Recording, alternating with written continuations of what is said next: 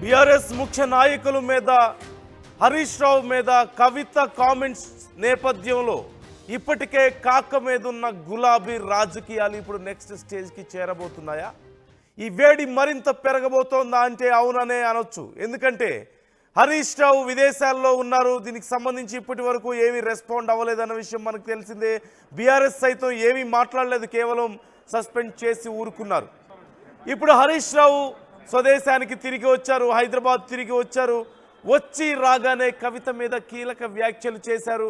వచ్చి రాగానే ఎర్రవల్లి ఫామ్ హౌస్కు వెళ్ళారు, కేసీఆర్తో భేటీ అయినట్లుగా తెలుస్తోంది. ఇన్ని రోజులు ఎందుకు సైలెంట్గా ఉన్నారు బీఆర్ఎస్ నాయకులు అనే ప్రశ్న వచ్చినప్పుడు హరీష్ రావు వచ్చిన తర్వాత దీని గురించి ఒక ప్రెస్ మీట్ ఉండే అవకాశం ఉంది.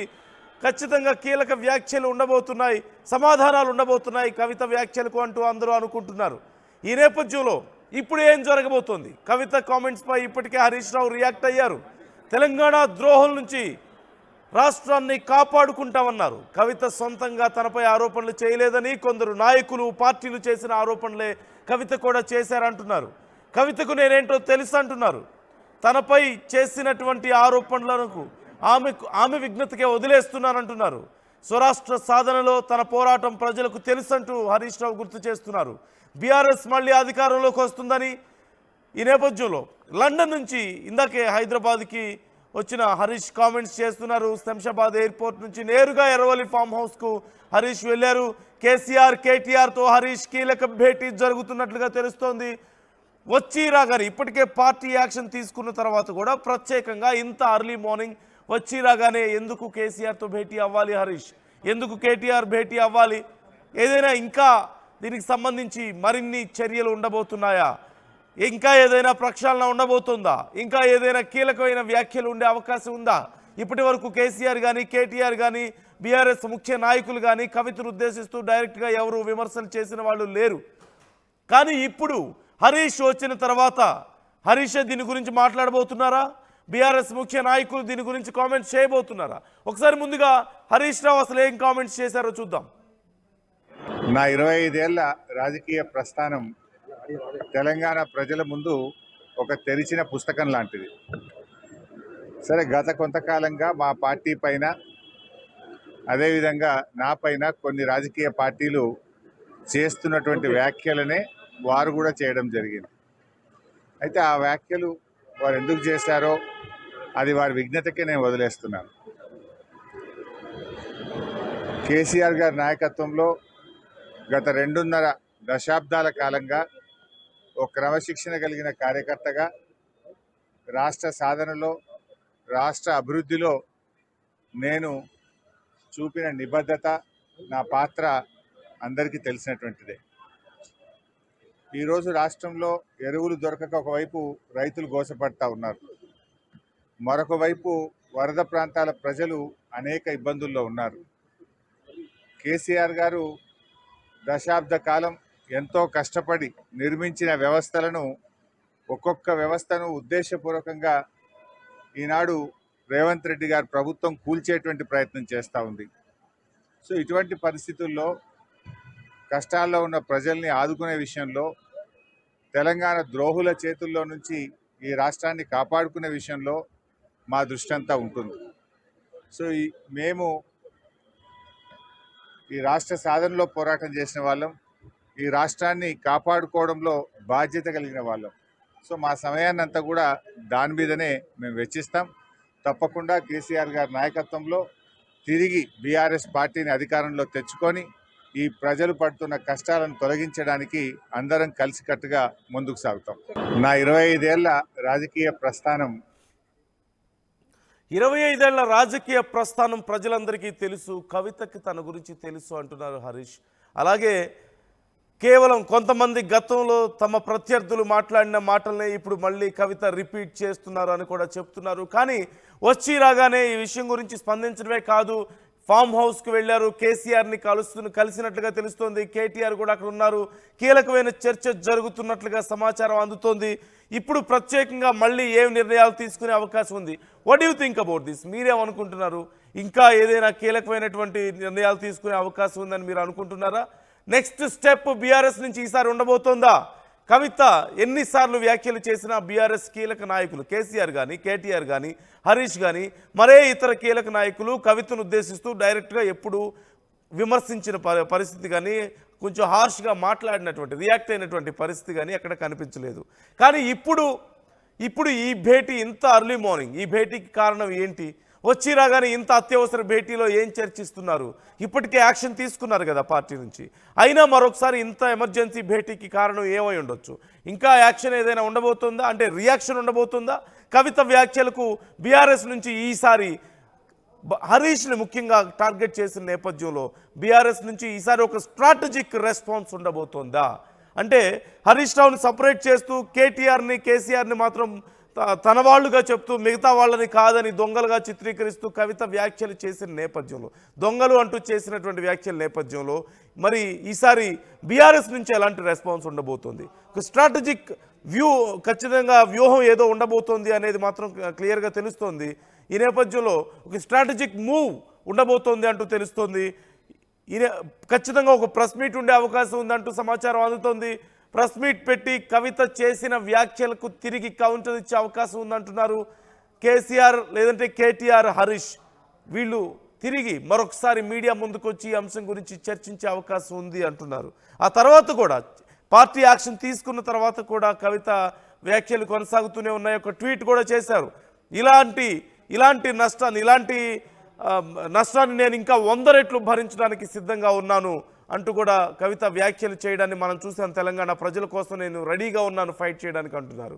సో ఈ నేపథ్యంలో మరిన్ని నిజాలు అనేవి బయటికి రాబోతున్నాయి, మరిన్ని బుల్లెట్స్ బయటికి రాబోతున్నాయి కవిత వ్యాఖ్యల రూపంలో అంటూ తెలుస్తోంది. ఈ నేపథ్యంలో బీఆర్ఎస్ కూడా ఇక్కడ డిఫెండ్ చేసుకునే ఆలోచనలో ఉందా అనేది ఇక్కడ చాలా కీలకంగా మారింది. మా ప్రతినిధి మధు మనతో జాయిన్ అవుతున్నారు. ఒకసారి మధుతో మాట్లాడదాం. మధు, వచ్చి రాగానే హరీష్ దీని గురించి రియాక్ట్ అయ్యారు.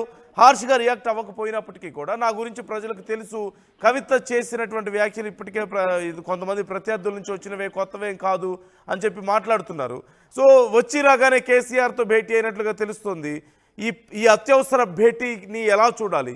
ఇంకా ఇప్పటి నుంచి హరీష్ రాకతో స్ట్రాటజిక్ మూవ్స్ ఉండబోతున్నాయా బీఆర్ఎస్ నుంచి? బీఆర్ఎస్ కూడా ఇక్కడ డిఫెండ్ చేసుకునే ప్రయత్నం చేసే అవకాశం ఉందా? What you say? ఎగ్జాక్ట్లీ, అంటే మొదటి నుంచి కూడా మనం మామను కలిసిన తర్వాతనే, పార్టీ ప్రెసిడెంట్ కేసీఆర్ కలిసిన తర్వాతనే ఆయన రియాక్ట్ అయ్యే అవకాశం ఉంది. ఇక్కడ కూడా ఆయన ఎయిర్పోర్ట్ లో మీడియాతో మాట్లాడిన మాటలు గమనిస్తే స్ట్రైట్ గా ఎక్కడ కవితను అటాక్ చేయలేదు. కేవలం ఫ్యూచర్ లో సంబంధించినటువంటి అంశాలు, గతంలో చెప్పిన అంశాలని ఈ రోజు మళ్ళీ కవిత చెప్పారు. ఫ్యూచర్ లో మళ్ళీ కేసీఆర్ ఆధ్వర్యంలోనే బీఆర్ఎస్ అధికారంలోకి వస్తుంది అనేటువంటి ఒక స్టేట్మెంట్ చేశారు. అంటే మళ్ళీ పార్టీని బలపరిచేటువంటి వ్యాఖ్యలు, మళ్ళీ కేసీఆర్ బలపరిచేటువంటి వ్యాఖ్యలు మాత్రమే చాలా స్పష్టంగా చేసినట్టుగా చాలా క్లియర్ గా కనిపిస్తా ఉంది. ఫ్యూచర్ లో మాత్రం మళ్ళీ బీఆర్ఎస్ అధికారంలోకి వస్తున్నారు ఒక మాట చెప్తూనే కవిత మాటలను ఆమె విజ్ఞతకే వదిలిస్తున్నారు అనేటువంటి మాటలు చాలా సింపుల్ గా లైట్ గా కొట్టిపారేశారు ఆమె చేసినటువంటి స్టేట్మెంట్స్. మాట్లాడుతున్నటువంటి సందర్భంలో తెలంగాణ ప్రజల ముందు నా జీవితం అంతా తెచ్చినటువంటి పుస్తకం 25 సంవత్సరాలు ఒక నిబద్ధత కలిగినటువంటి కార్యకర్తగా మెలిగాను అనేటువంటి స్టేట్మెంట్ చేశారు. దీంట్లో మా పార్టీ పైన, కొంతమంది పైన గతంలో వ్యాఖ్యలు చేశారు, ఇప్పుడు చేస్తున్నారు. 2.5 దశాబ్దాల కాలంలో ఒక క్రమశిక్షణ కలిగినటువంటి కార్యకర్తను అనేటువంటి స్టేట్మెంట్ చేస్తూనే రాష్ట్రంలో ఉన్న సమస్యలను ఎక్స్ప్లెయిన్ చేసే ప్రయత్నం చేశారు. ఒక పక్క ఎరువులు, ఒక పక్క వరదలతో ఇబ్బందులు పడతా ఉన్నటువంటి సిచ్యువేషన్, వాళ్ళందరికీ సంబంధించినటువంటి విషయాన్ని డైవర్ట్ చేయడానికి జరుగుతున్నాయి. అయినా కూడా మేము వాటి మీదనే ఫోకస్ చేస్తామని మాట్లాడారు. ఒక్కొక్క వ్యవస్థను ఉద్దేశపూర్వకంగా ఈ రాష్ట్ర ప్రభుత్వం దెబ్బ కొడతా ఉంది, ఇబ్బంది పెడతా ఉంది, వ్యవస్థను నాశనం చేస్తా ఉంది. అట్లాంటి వాటిని కూల్చే ప్రయత్నం చేస్తా ఉన్నారు. ఏమైనా ప్రజల్ని ఆదుకోవడం, ప్రజల వైపు ఉండడం, ఇలాంటి పరిస్థితుల్లో తెలంగాణ ద్రోహుల చేతిలో నుంచి రాష్ట్రాన్ని కాపాడుకునేటువంటి విషయంలో మాత్రం మా దృష్టి అంతా ఉంటుంది అనేటువంటి స్టేట్మెంట్ చేస్తారు చాలా క్లియర్ గా. సో ఫ్యూచర్ లో మళ్ళీ అంటే రేపు లేదంటే ఎల్లుండి అయినా మళ్ళీ మీడియా ముందుకు వచ్చేటువంటి అవకాశం ఉంది. ఈ రోజు ఆల్రెడీ నిమజ్జనం ఉంది కాబట్టి రాష్ట్ర వ్యాప్తంగా కేసీఆర్ తో భేటీ అయిన తర్వాత ఎర్రవల్లి ఫామ్హౌస్ తో ఆయన మళ్ళీ మాట్లాడేటువంటి అవకాశం కనిపిస్తా ఉంది. ప్రస్తుతానికి మాత్రం కవిత విషయాన్ని ఆమె విజ్ఞతకే వదిలేస్తున్నాను. కవితకు అన్ని విషయాలు నా గురించి తెలుసు, ఆమె కొత్తగా కూడా మాట్లాడలేదు. గతంలో పార్టీలు కొంతమంది నాయకులు మాట్లాడిన మాటని ఆమె రిపీట్ చేశారు అనేటువంటి వ్యాఖ్యలు చెప్పారు. అంటే చాలా తేలికగా తీసి పాడేశారు. హరీష్ రావే కాదు, రేపు లేదంటే ఎల్లుండి హరీష్ రావు ప్రెస్ మీట్ పెట్టి రెస్పాండ్ అయిన తర్వాత కవిత కూడా మళ్ళీ రియాక్ట్ అయ్యేటువంటి అవకాశం ఉంది. ఖచ్చితంగా అంటే ఇప్పటి నుంచి మనం ఎలా చూడవచ్చు అంటారు? ఇక బీఆర్ఎస్ నుంచి కూడా మూవ్స్ ఉండే అవకాశం ఉందా అనే ప్రశ్న వచ్చినప్పుడు ఎలా చూడొచ్చు మధు? అంటే ఇప్పటి వరకు కవిత గురించి ఎవరు కీలకమైన నాయకులు మాట్లాడలేదు. అసలు కేసీఆర్ దీని గురించి ఎక్కడ మాట్లాడలేదు, కేటీఆర్ మాట్లాడలేదు, అలాగే హరీష్ కానీ ఏ కీలక నాయకులు ఇప్పటి వరకు మాట్లాడలేదు. కానీ మొన్నటి వ్యాఖ్యల తర్వాత యాక్షన్ తీసుకున్నారు కవిత మీద. బట్ ఇప్పుడు ఖచ్చితంగా ఇప్పుడు డిఫెండ్ చేసుకునే అవకాశం ఉంది. ఇక బీఆర్ఎస్ నుంచి కూడా డిఫెండ్ చేసుకోకపోతే పూర్తిగా కొంతమంది మీద ఈ నెగిటివ్ ప్రచారం ఇలాగే కొనసాగే అవకాశం ఉంది అనే ఆలోచనలో బీఆర్ఎస్ ఉన్నట్లుగా తెలుస్తోంది. సో ఎలాంటి మూవ్స్ ఉండే అవకాశం ఉందని మనం ఎక్స్పెక్ట్ చేయొచ్చు బీఆర్ఎస్ నుంచి? అంటే కవిత చాలా స్పష్టమైనటువంటి ఆరోపణలు చేశారు స్ట్రైట్ గా. హరీష్ రావు, సంతోష్ రావు వల్లనే నేను బయటకు వచ్చాను పార్టీ నుంచి, పరిస్థితి ఈ రోజు రావడానికి కేటీఆర్ ని తర్వాత కేసీఆర్ ని హెచ్చరిస్తూ కూడా వ్యాఖ్యలు చేశారు. అలా అన్నను దృష్టిలో పెట్టుకొని రామన్న పార్టీ జాగ్రత్త, కార్యకర్తల జాగ్రత్త, డాడీ ఆరోగ్యం జాగ్రత్త. వాళ్ళు ఎప్పటికైనా నన్ను ఇప్పుడు బయటకు పంపారు, నెక్స్ట్ మిమ్మల్ని పంపుతారు. ఆ 6 అడుగుల బుల్లెట్ అని మీరు ఏదైతే ట్వీట్ చేస్తా ఉన్నారో వాళ్ళు నన్ను ఈ రోజు గాయపరిచింది, రేపు మిమ్మల్ని గాయపరుస్తుంది అనేటువంటి స్టేట్మెంట్ చేసింది కవిత. సో వీటన్నిటి కూడా హరీష్ రావు సమాధానం చెప్పేటువంటి సిచ్యువేషన్ ఉంది.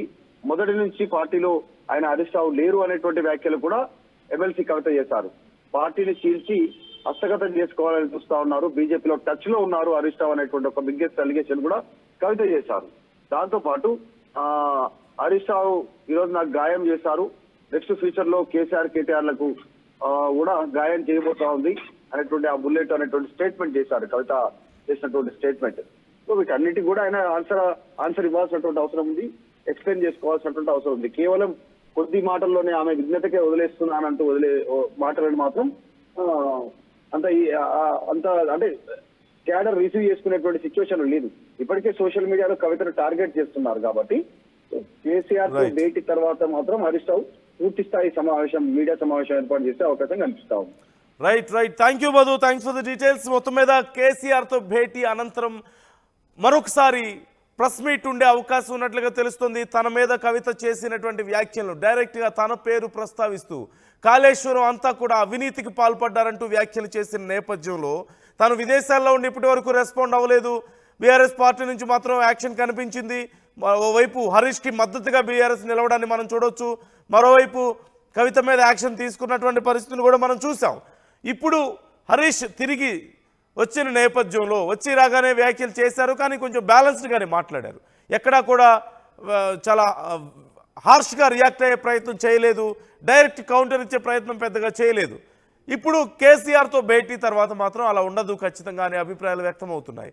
కేసీఆర్తో భేటీ తర్వాత బీఆర్ఎస్ నుంచి ఈ అంశం గురించి మరింత క్లారిటీ వచ్చే అవకాశం ఉందని, కవితను ఉద్దేశిస్తూ తిరిగి కవిత చేసినటువంటి వ్యాఖ్యలకు సమాధానం చెప్పే బలమైన సమాధానం చెప్పే అవకాశం ఉంది అంటూ కూడా చెప్తున్నారు. ఇప్పటి వరకు కవిత వ్యాఖ్యలను కూడా ఎక్కడా డైరెక్ట్గా ప్రస్తావించని పరిస్థితి కనిపించింది మనకి. కేవలం హరీష్ని తమకు మద్దతు తెలిపే ప్రయత్నమే బీఆర్ఎస్ చేసింది, కేటీఆర్ చేశారు. ఆ ట్వీట్స్ కూడా మనం చూసాం. ఎవరు ముఖ్య నాయకులు ఎవరు వచ్చి బయట ప్రెస్ మీట్లు పెట్టడం కానీ, ఈ వ్యాఖ్యల గురించి మాట్లాడడం కానీ, కవిత గురించి మాట్లాడడం కానీ ఇలాంటివి చేయలేదు. సో ఇప్పుడు మాత్రం అలా కాదు, ఇక అలా ఉండదు అనేటువంటి అభిప్రాయాలు వ్యక్తం అవుతున్నాయి. మీరేమనుకుంటున్నారు? హరీష్ చాలా బ్యాలెన్స్డ్గా వ్యాఖ్యలు చేయడాన్ని మీరు ఎలా చూస్తున్నారు? ఇప్పుడు బీఆర్ఎస్ నుంచి ఎలాంటి రియాక్షన్ ఉండే అవకాశం ఉందని మీరు అనుకుంటున్నారు? ఎలాంటి విమర్శలు చేసే అవకాశం, ఎలాంటి కౌంటర్ ఇచ్చే అవకాశం ఉందని మీరు అనుకుంటున్నారు? మీ అభిప్రాయాలు కూడా కామెంట్ చేయండి. ఒకసారి కవిత, హరీష్ ఇద్దరు ఎవరెవరు ఏమేమి వ్యాఖ్యలు చేశారో విందాం. ఏం కాంట్రిబ్యూషన్ లేదన్నది, ఓన్లీ హరీష్ అన్నది సంతనదే ఉన్నదా కాంట్రిబ్యూషన్? వీళ్ళు మేకవనే పులులు నాన్న, వీళ్ళు మీ ముంగట నటిస్తారు అంతే. బయట వాళ్ళ నిజస్వరూపం వేరేలాగా ఉంటుంది. యాజ్ అ డాటర్గా రిక్వెస్ట్ చేస్తున్నా, ఒకసారి ఆలోచన చేయండి వాళ్ళ గురించి. నాకేమొద్దు, నన్ను పార్టీలోకి వెళ్ళి సస్పెండ్ చేసి నో ప్రాబ్లం, కానీ వాళ్ళని పార్టీలో ఉంచుకుంటే పార్టీ ఎట్లుంటుంది అన్నది మీరు ఆలోచన చేసుకోండి. ఇక అల్టిమేట్గా నేను చెప్పదలుచుకున్నది ఒకటే,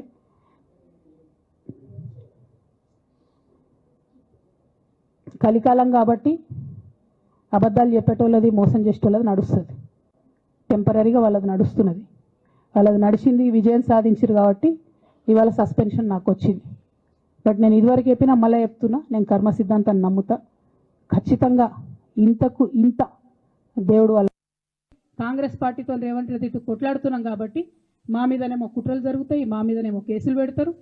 మీ మాత్రం 1 or 2 days హెడ్లైన్స్ వస్తే తర్వాత న్యూస్ గాయబవుతుంది. ఎన్ని జరగలే చెప్పండి హరీష్ రావు గారి విషయంలో? ఫస్ట్ పాల వ్యాపారం మీద ఏమొచ్చినాయి ఆరోపణలు? ఆనాడు బీఆర్ఎస్ పార్టీ గవర్నమెంట్లో SC ST BC హాస్టళ్లకు Harish Rao గారి పాల వ్యాపారం నుంచి పాలు సప్లై చేసిరనే ఆరోపణలు అయోధ్య రెడ్డి గారు ట్వీట్ చేసిరు. గతం 2 రోజులు పోయింది ఆరోపణ. ఎందుకు? సరెండర్. నెక్స్ట్ ఒక అభియోగం చేసిరు ముఖ్యమంత్రి గారు. రంగనాయక్ సాగర్ దగ్గర ఈయన ఫామ్ హౌస్ ఉంది, అది ప్రభుత్వ భూమి, కబ్జా చేసిండని. 1 day headline, 3rd day news గాయబ్. No case, nothing. కేటీఆర్ పరిస్థితి ఏంటి?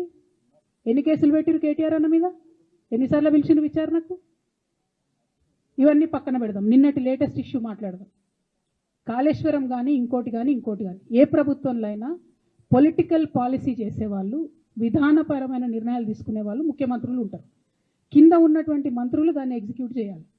కేసీఆర్ గారు ఒక పాలసీ డెసిషన్ తీసుకున్నారు, నేను కాళేశ్వరం ప్రాజెక్టు కడతా, దానికి ఇన్ని డబ్బులు ఇస్తా అని. ఆనాడు మంత్రి ఎవరు? ఎగ్జిక్యూషన్ చేయాల్సింది ఎవరు? 2014 నుంచి 2018 వరకు తుమ్మిడిహెట్టి దగ్గర నుంచి మేడిగడ్డకు స్థలం మార్చినప్పుడు మంత్రి ఎవరు? ప్రాజెక్టులు డిసైడ్ చేసినప్పుడు మంత్రి ఎవరు? అన్ని మీటింగ్లు, టెక్నికల్ ఇష్యూస్ చూసుకోవాల్సింది ఎవరు? ఇవన్నీ రేవంత్ రెడ్డి గారు మాట్లాడారు. నేను మొత్తం అసెంబ్లీ స్పీచ్ చూడరు మీరు, వీళ్ళ మ్యాచ్ ఫిక్సింగ్ అనేది మీకు తెలిసిపోతుంది. ఏం మాట్లాడరు ఆయన. ఎంతసేపు కేసీఆర్ కాళేశ్వరం కట్టిండు, కేసీఆర్ కుటుంబం 1,00,000 కోట్లు తిన్నది. అరే 2007 నుంచి ఇప్పటివరకు కాళేశ్వరం 1,00,000 కోట్లు కూడా ఖర్చు కాలేదు. 1,00,000 కోట్లు ఖర్చు కాని ప్రాజెక్టులో 40 లక్షల ఎకరాలకు నీళ్ళియంగా కూడా 1,00,000 కోట్ల అవినీతి అయింది అంటారు రేవంత్ రెడ్డి గారు. దాన్ని మళ్ళీ ఓన్లీ కేసీఆర్ గారి గురించి చెప్తారు, హరీష్ రావు గారి గురించి మాట్లాడరు. ఎందుకంటే ఇంటర్నల్ అండర్స్టాండింగ్ ఉంది వీళ్ళిద్దరికి. ఇంకా గమ్మత్ ఏంటంటే ఇదే హరీష్ రావు గారు వాళ్ళ ఫాలోవర్స్ అంతా నిన్నటి నుంచి చెప్తున్నారు, హరీష్ అన్న చాలా కష్టపడ్డాడు, డే 1 నుంచి ఉన్నాడు అని. డే 1 నుంచి లేడండి. చాలామంది రిపోర్టర్లకు తెలుసు, సీనియర్ రిపోర్టర్లకు. డే 1 నుంచి లేరు. పెద్దసారు టీడీపీ నుంచి బయటకు వస్తుంటే, మామయ్య మనకెందుకు, డిప్యూటీ సీఎం మనం ఎందుకు రాజీనామా చేయాలి, ఈ ఉద్యమం ఏమవుతుందో, ఈ పార్టీ ఏమవుతుందో మనకు రిస్క్ ఎందుకని ఆనాడు ఈనాడు పేపర్లో వచ్చింది. 1,50,00,000 రూపాయలు తీసుకొని వ్యాపారం చేసుకుందామని హరీష్ రావు గారు ఎక్కడికో పోయిందని కూడా వచ్చింది. కటింగ్ కోసం దొరికినప్పుడు ఎప్పుడో ట్వీట్ చేస్తుంది అన్నీ. బీఆర్ఎస్ పార్టీ ఆనాడు టీఆర్ఎస్ పార్టీ పెట్టినాక 9-10 నెలల తర్వాత వచ్చిన హరీష్ రావు గారు డే 1 నుంచి లేరు. నమ్మకం లేకుండా ఆయన పార్టీ నిలబడుతుందో ఉంటుందో పోతుందో. ఓకే, అయిపోయింది. రాగానే సారు పెద్ద హృదయం కాబట్టి క్షమించిర్రు, దగ్గర తీసుకున్నారు, ఎమ్మెల్యే కాకముందే మంత్రి ఇచ్చిర్రు, అన్ని రకాలుగా ఆదరించిర్రు, అన్నీ చేసిండ్రు. ఎప్పుడైతే పార్టీకి ఒక్క క్షణం చెడ్డ పేరు వచ్చిందో ఎక్కడ పోయిండండి ఈయన? చక్కా పోయి వైఎస్ రాజశేఖర రెడ్డిని కలవలే? మీ అందరికి గుర్తులేదా ఆ ఫోటో? సీనియర్ నాయకులందరికీ బాగా మాట్లాడతారు, అన్ని దగ్గర ఉన్నా, నేనే ఉన్నా, నేను ఎక్కడ లేను. నిన్న పాపం చాలా మంది ఈ కొత్త సోషల్ మీడియా పిల్లలు ఉన్నట్టు వాళ్ళకి హిస్టరీ తెలియదు అనుకుంటా, అందుకే చెప్తున్నా ఇవాళ. అదేవిధంగా నేను పెద్ద ట్రబుల్ షూటర్ అంటారు. ట్రబుల్ షూటర్ కాదు, ఈజ్ అ బబుల్ షూటర్. ఆయన ఏంటంటే ట్రబుల్ ఆయన్నే క్రియేట్ చేస్తాడు, చేసి నేనే సాల్వ్ చేసినట్టు నటిస్తాడు. 25 ఏళ్ల రాజకీయ ప్రస్థానం తెలంగాణ ప్రజల ముందు ఒక తెరిచిన పుస్తకం లాంటిది. సరే, గత కొంతకాలంగా మా పార్టీ పైన, అదేవిధంగా నా పైన కొన్ని రాజకీయ పార్టీలు చేస్తున్నటువంటి వ్యాఖ్యలనే వారు కూడా చేయడం జరిగింది. అయితే ఆ వ్యాఖ్యలు వారు ఎందుకు చేశారో అది వారి విజ్ఞతకే నేను వదిలేస్తున్నాను. కేసీఆర్ గారి నాయకత్వంలో గత 2.5 దశాబ్దాల కాలంగా ఒక క్రమశిక్షణ కలిగిన కార్యకర్తగా రాష్ట్ర సాధనలో, రాష్ట్ర అభివృద్ధిలో నేను చూపిన నిబద్ధత, నా పాత్ర అందరికీ తెలిసినటువంటిదే. ఈరోజు రాష్ట్రంలో ఎరువులు దొరకక ఒకవైపు రైతులు గోసపడతా ఉన్నారు, మరొక వైపు వరద ప్రాంతాల ప్రజలు అనేక ఇబ్బందుల్లో ఉన్నారు. కేసీఆర్ గారు దశాబ్ద కాలం ఎంతో కష్టపడి నిర్మించిన వ్యవస్థలను, ఒక్కొక్క వ్యవస్థను ఉద్దేశపూర్వకంగా ఈనాడు రేవంత్ రెడ్డి గారి ప్రభుత్వం కూల్చేటువంటి ప్రయత్నం చేస్తూ ఉంది. సో ఇటువంటి పరిస్థితుల్లో కష్టాల్లో ఉన్న ప్రజల్ని ఆదుకునే విషయంలో, తెలంగాణ ద్రోహుల చేతుల్లో నుంచి ఈ రాష్ట్రాన్ని కాపాడుకునే విషయంలో మా దృష్టి అంతా ఉంటుంది. సో మేము ఈ రాష్ట్ర సాధనలో పోరాటం చేసిన వాళ్ళం, ఈ రాష్ట్రాన్ని కాపాడుకోవడంలో బాధ్యత కలిగిన వాళ్ళం. సో మా సమయాన్ని అంతా కూడా దాని మీదనే మేము వెచ్చిస్తాం. తప్పకుండా కేసీఆర్ గారి నాయకత్వంలో తిరిగి బీఆర్ఎస్ పార్టీని అధికారంలో తెచ్చుకొని ఈ ప్రజలు పడుతున్న కష్టాలను తొలగించడానికి అందరం కలిసికట్టుగా ముందుకు సాగుతాం.